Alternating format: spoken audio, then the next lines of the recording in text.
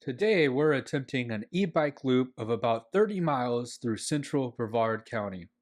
We're starting on South Tropical Trail, crossing the Pineda Causeway, riding north along US 1, stopping at a few parks, continuing through historic Rockledge Drive and Cocoa Village, crossing State Road 520 back to Merritt Island, and then heading south. So stick with us to see whether we actually complete the whole route, what we find along the way, and whether our legs, butts, batteries, and confidence all make it back at the same time.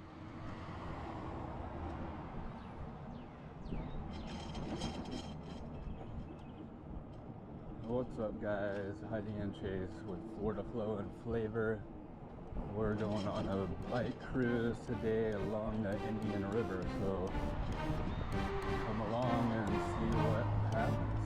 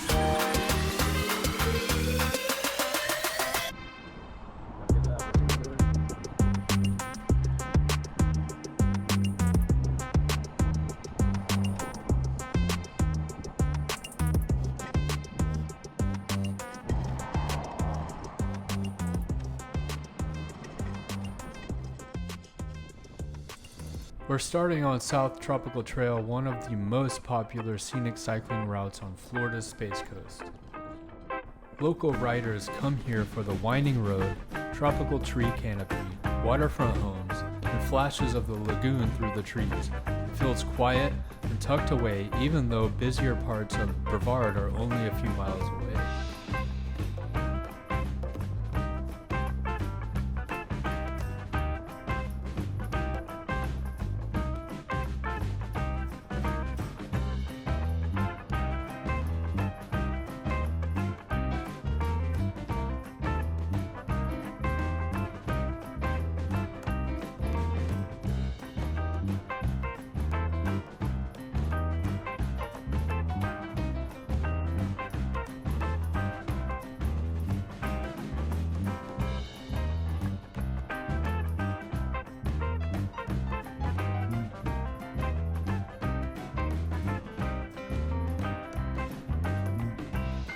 Along this part of South Tropical Trail, the water beside us is the Banana River.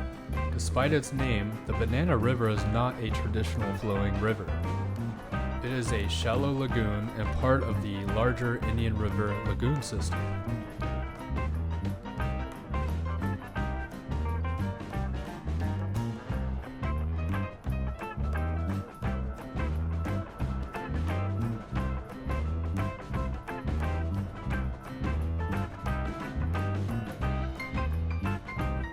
We've also explored the same stretch from the water in our Banana River kayaking video, where the view feels completely different from a kayak.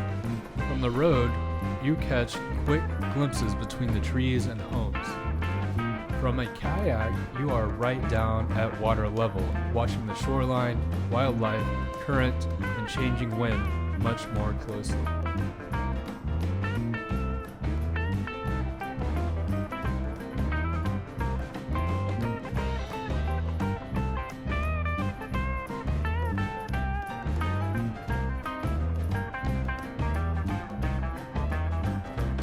This shoreline also has a long history of agriculture and water transportation. Early Merritt Island families grew citrus and other crops, and before roads and causeways connected the island, boats were essential for moving people, supplies, and produce. So while South Tropical Trail is now known as a beautiful cycling and residential road, the water beside it once played a much larger role in everyday travel. The road came later, the lagoon was the original highway.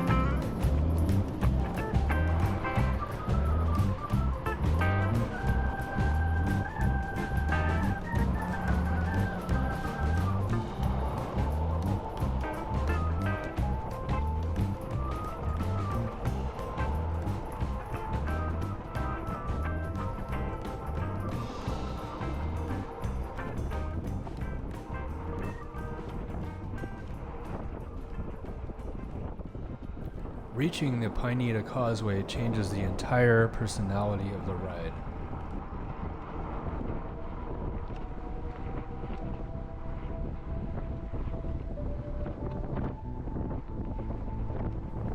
We go from a shaded residential road to an exposed bridge with faster traffic, more wind, and much wider views.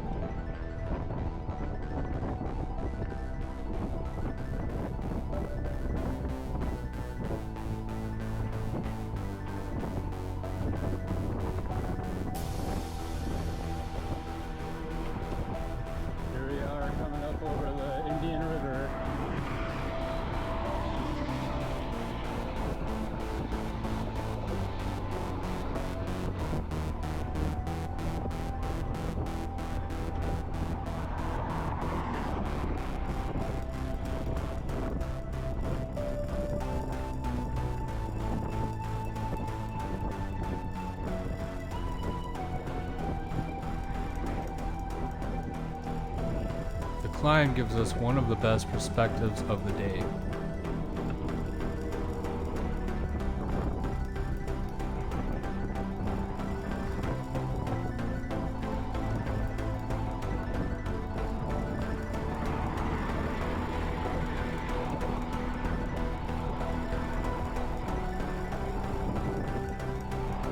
From up here, you can really see how broad the Indian River is, even though much of this lagoon system is surprisingly shallow.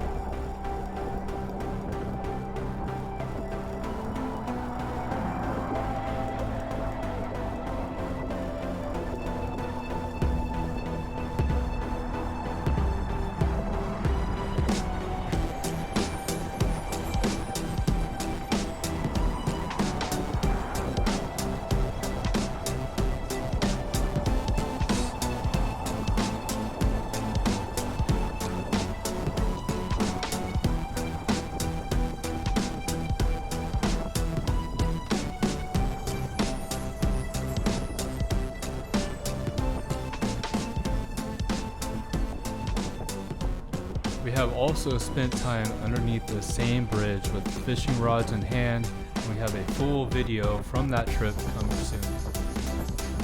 From the bridge, you see the whole stretch of water at once. From underneath it, the focus shifts to current, shade, bridge structure, bait movement, and the fish using that area. That contrast is one of the things we love about exploring the same place in different ways. One day we are riding over it, another day we are fishing under it.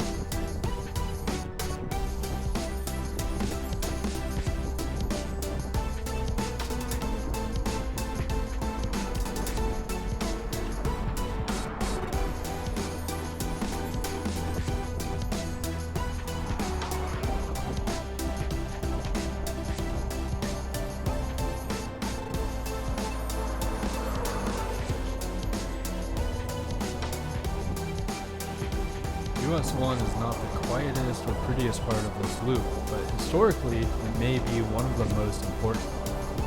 Before this became US 1, the route was associated with the Dixie Highway, an early network created to connect northern states with Florida. We pulled into POW-MIA Park for a very practical reason. We wanted to see whether the bathrooms were open. They were not. So this was less of a rest stop and more of a brief fact-finding mission with disappointing results. The park itself is worth knowing about though. This small county riverfront park was formerly called Pineda Landing, and it sits on the Indian River just north of the Pineda Causeway. It has a 2-lane motorized boat ramp, a separate non-motorized launch area, shoreline fishing, free parking, and the POWMIA Community Center overlooking the water.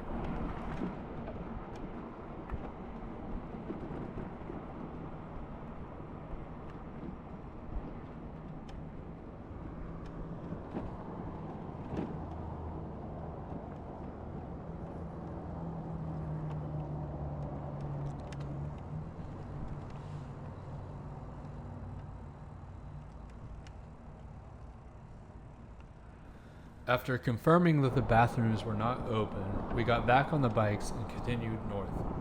Today, US 1 is a busy commercial corridor. This section of the ride is less about slowing down to admire the scenery and more about staying visible, watching every intersection, and getting safely to the reward waiting ahead, Rockledge Drive.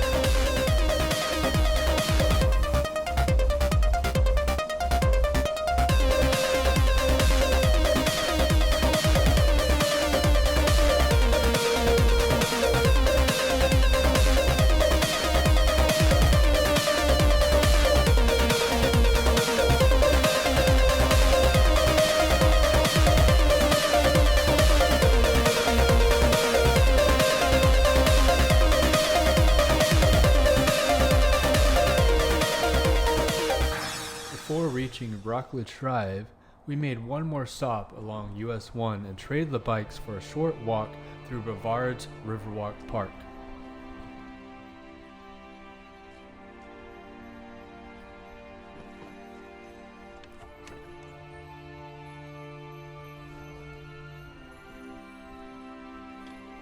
This is the kind of place you could easily pass without realizing what is hiding behind the entrance. Riverwalk is a 6.37 acre county park with a 9-15-foot boardwalk that winds through a natural Florida hammock before reaching the Indian River Lagoon.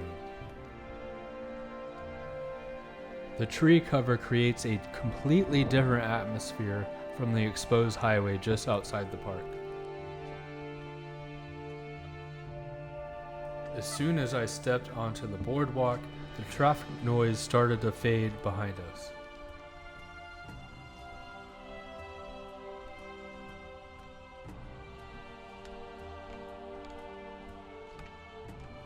The path twists through trees, giving you a close look at a small piece of natural Florida that has been preserved right beside one of Brevard County's busiest roads.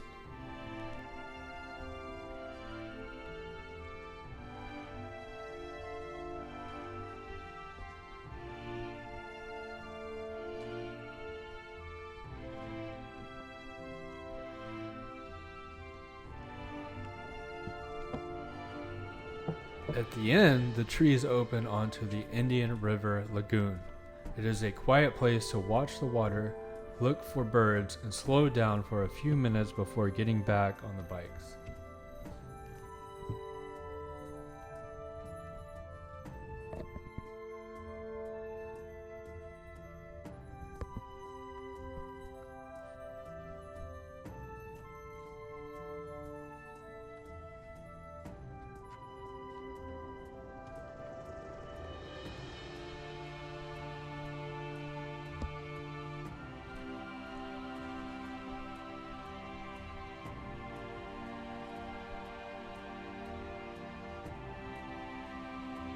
Riverwalk was a good reminder that this trip was not only about finishing the loop. Sometimes the best part of the long ride is getting off the bike, following a boardwalk through the trees, and seeing what was sitting just outside of view from the road.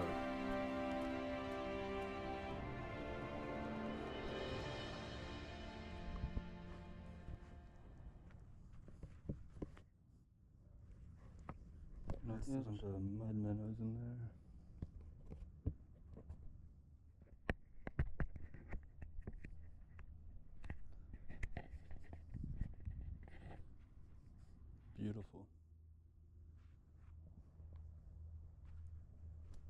After stretching our legs and taking in the lagoon, we got back on the bikes and continued north toward one of the most scenic sections of the entire route, historic Rockledge Drive. Turning onto Rockledge Drive feels like stepping out of one version of Florida and into another.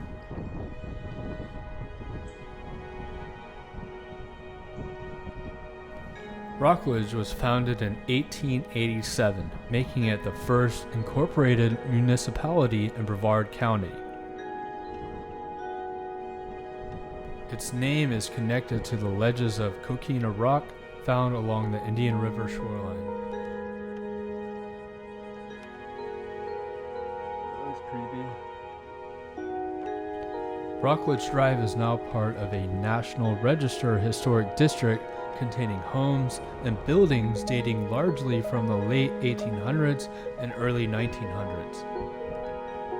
This historic portion winds for roughly 2.5 miles along the river.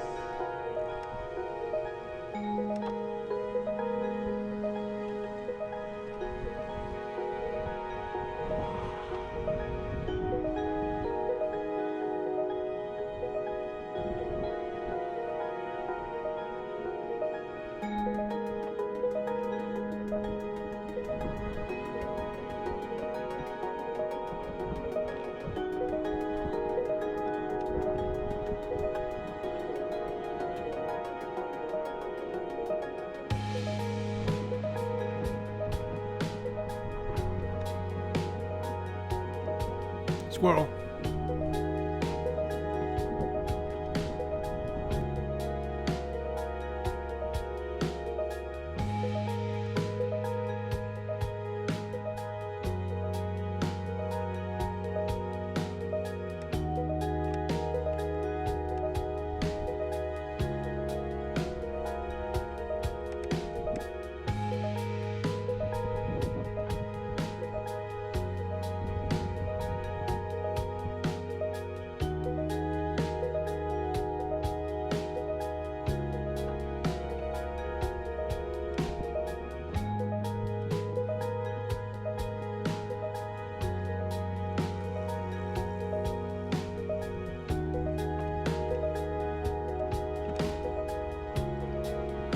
Riding here today, you can still understand why people wanted to build along this stretch.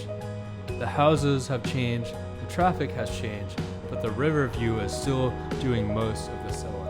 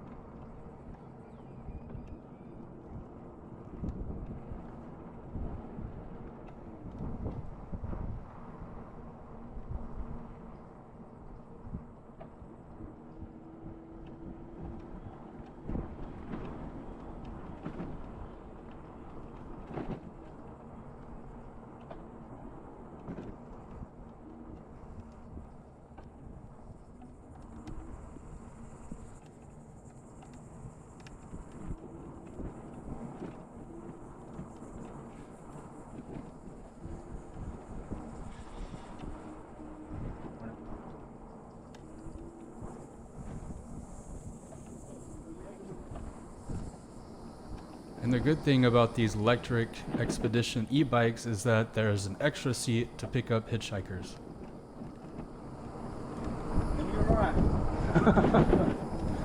She's got a seat?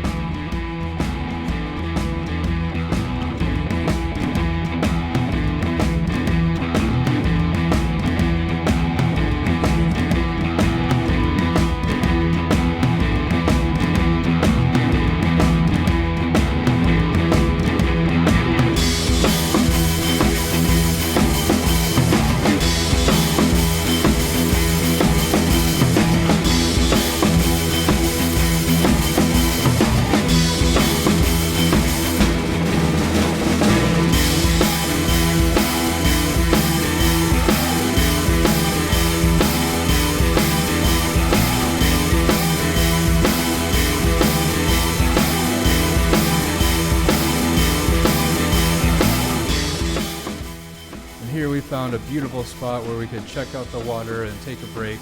I could change my battery before we get back on the bike. And almost immediately we saw a dolphin right off the bank.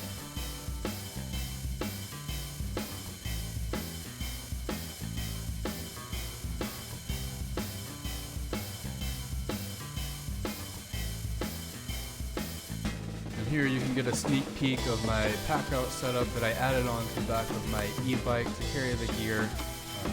I'll do a whole walkthrough video of this setup later, but for now I just needed to switch out my GoPro battery and get back on the bike. But then a redfish wake caught the corner of my eye, so I walked over there to get a closer look.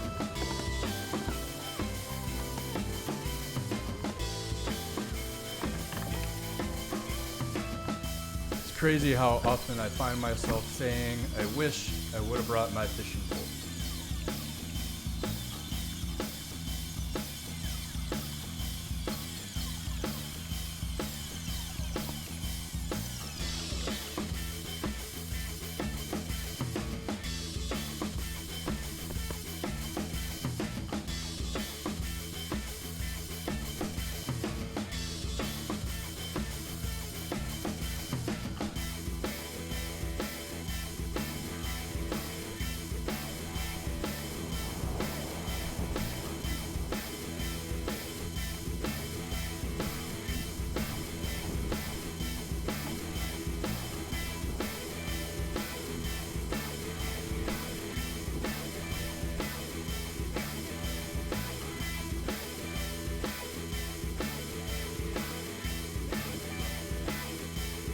And then Heidi finds someone else she wants to check out.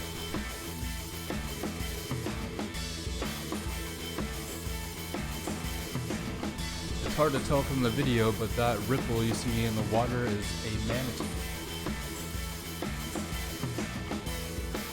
That's one of the great things about the outdoors in Florida. The wildlife is so diverse, you almost always see something exciting.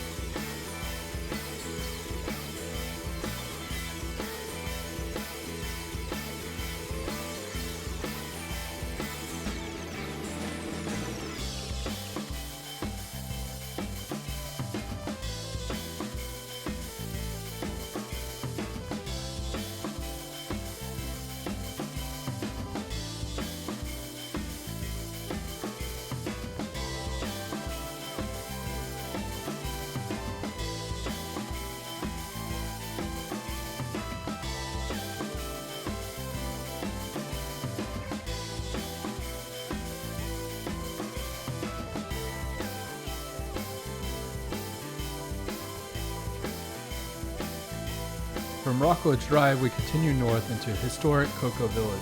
Not to be confused with Cocoa Beach, cocoa developed through fishing, river transportation, agriculture, and especially the fruit industry.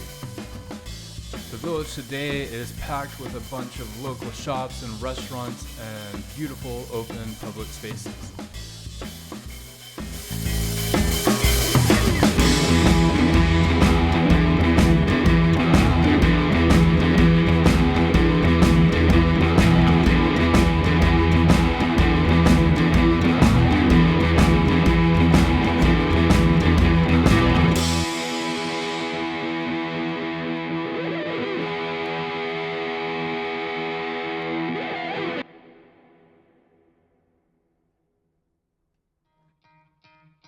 Those buildings are part of what makes Cocoa Village more than a food stop.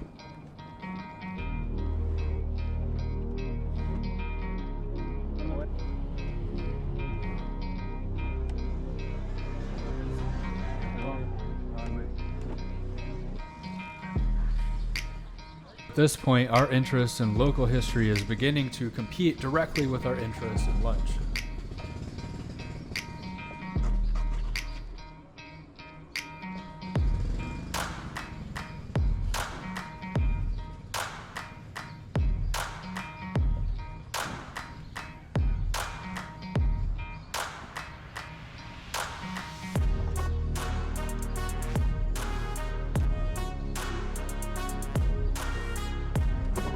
Stopped at French Delight's Bakery, a small local French bakery tucked into Cocoa Village.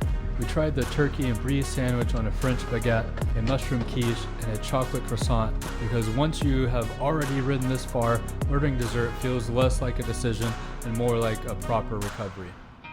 The bakery has a cozy little cafe feel with French decor, a pastry case full of distractions, and the kind of atmosphere that makes you want to sit down longer than your route plan allows. We also made a separate short video documenting our visit, so we'll link that here if you want a closer look at the food and the bakery. It was exactly the kind of stop we needed before getting back on the bikes, crossing the Indian River Lagoon on State Road 520, and starting the ride south toward home. Full stomachs, slightly heavier bikes, and about 10 more miles to go. Before crossing 520, we rode through Cocoa Riverfront Park, right along the edge of historic Cocoa Village. After the sandwich, quiche, and chocolate croissant, a slow ride through the park feels less like sightseeing and more like responsible recovery.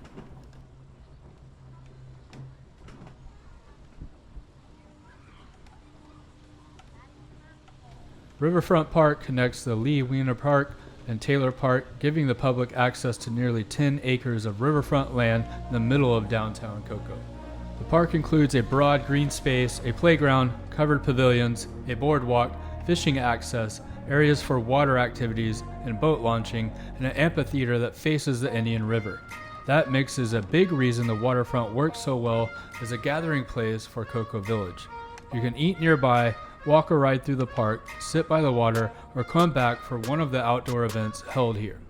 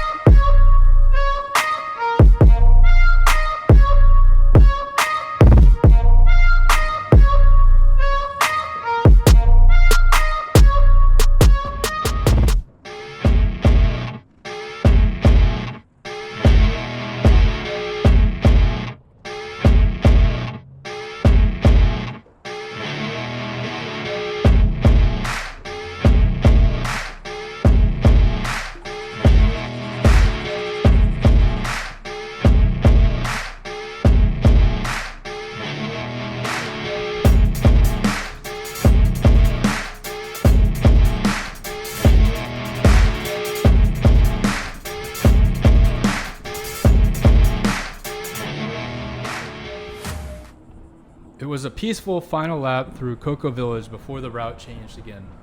Ahead of us was a State Road 520 bridge, another stretch of open water, Florida wind, and the climb back onto Merritt Island. The pastries had done their part. Now it was time to see whether our legs and the bike batteries were still willing to participate.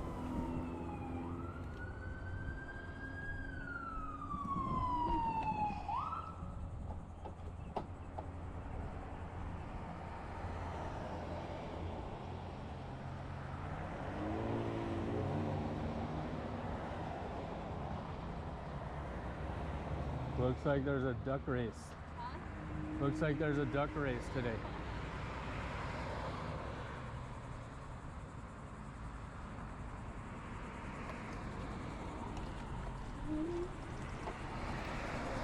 After Cocoa Village, we crossed the Indian River Lagoon again on State Road 520 and returned to Merritt Island.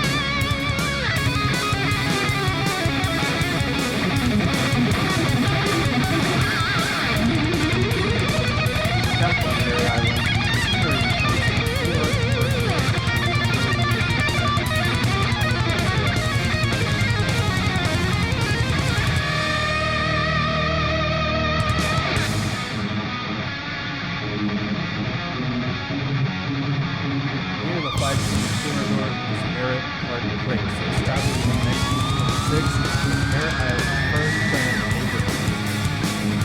The area was bordered by State Road 520, Courtenay and Parkway, Tropical Trail, and Merritt Avenue.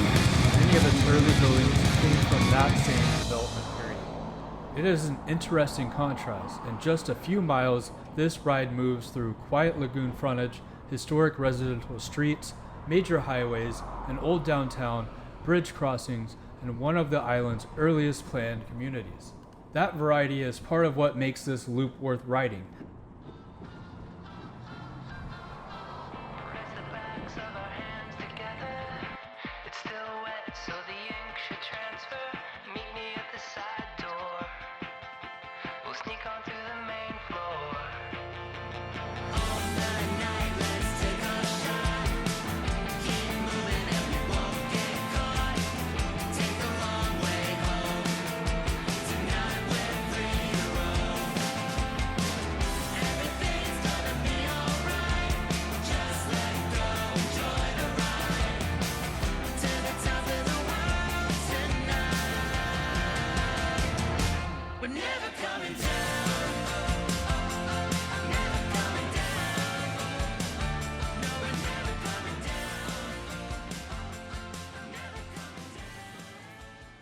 Once we reconnect with Tropical Trail, the ride begins to feel quieter again.